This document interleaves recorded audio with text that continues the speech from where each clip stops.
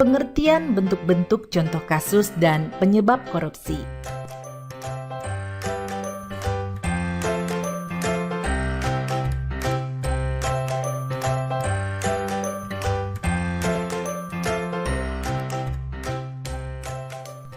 Secara harfiah, korupsi atau corruptio yang berasal dari bahasa Latin berarti busuk.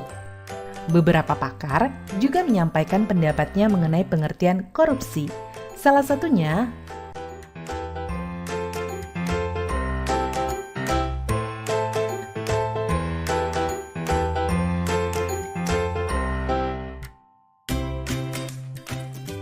korupsi sudah sangat meresahkan. Maka banyak lembaga-lembaga anti korupsi didirikan. Salah satu dari lembaga ini juga mengemukakan pengertian korupsi, yaitu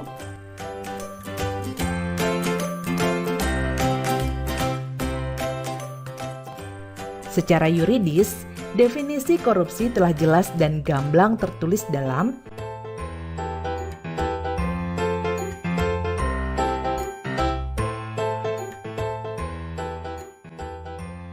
definisi tersebut kurang lebih memiliki inti arti, yaitu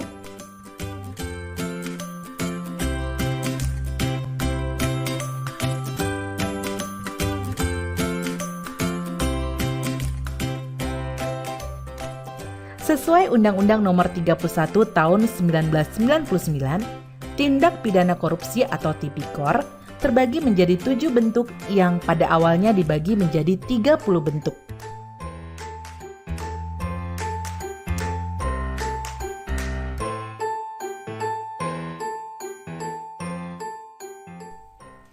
Pertama, merugikan keuangan negara.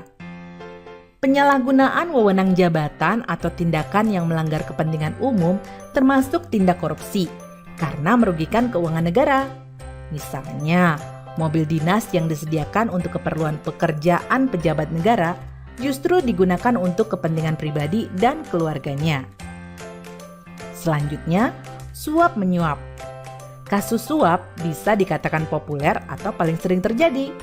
Suap biasanya dilakukan sebagai upaya memuluskan kebutuhan si penyuap dengan memberi sejumlah uang. Contoh kasus suap yang hampir setiap hari kita temui di jalan adalah para pelanggar lalu lintas yang memberi sejumlah uang kepada polisi agar lolos dari hukuman. Ketiga, penggelapan dalam jabatan. Pelaku tindak korupsi ini adalah mereka yang memiliki jabatan tertentu dan melakukan tindakan penggelapan uang atau dokumen berharga lain yang menguntungkan dirinya. Contoh kecil yang mungkin pernah terjadi di sekitar kita adalah menggunakan kwitansi kosong agar nominal uang di dalamnya dapat direkayasa oleh si pelaku. Keempat, pemerasan. Pemerasan merupakan perbuatan pihak yang menyalahgunakan kekuasaannya untuk memaksa orang lain melakukan sesuatu yang menguntungkan dirinya. Contohnya, pungutan liar atau pungli yang dikenakan oleh aparat kepada masyarakat sebagai tarif pengurusan dokumen tertentu. Padahal, seharusnya pengurusan dokumen ini bebas biaya. Kelima, perbuatan curang. Segala bentuk kecurangan termasuk tindak korupsi. Sebagai contoh, pemborong proyek bangunan yang melibatkan kecurangan kontraktor, tukang, ataupun toko bahan bangunan. Keenam, benturan kepentingan dalam pengadaan, atau yang dikenal dengan conflict of interest. Maksudnya adalah seorang pejabat yang dihadapkan pada peluang untuk menguntungkan dirinya sendiri, keluarga, ataupun kroni-kroninya. Misalnya, meskipun dilakukan tender dalam proyek, pegawai negeri ikut terlibat dalam proses dengan mengikut sertakan perusahaan miliknya. Terakhir adalah gratifikasi. Tindak pidana korupsi ini sangat dekat dengan masyarakat. Bahkan banyak yang tidak sadar bahwa secara tidak langsung mereka melakukan gratifikasi.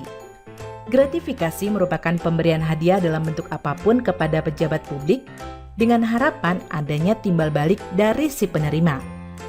Hadiah yang diberikan bisa berbentuk tiket perjalanan gratis, paket liburan gratis, parsel hari raya, dan lain sebagainya. Anda dapat mencari contoh-contoh lain dari tindak pidana korupsi. agar Anda dapat lebih waspada akan tindak pidana korupsi yang mungkin terjadi di sekitar.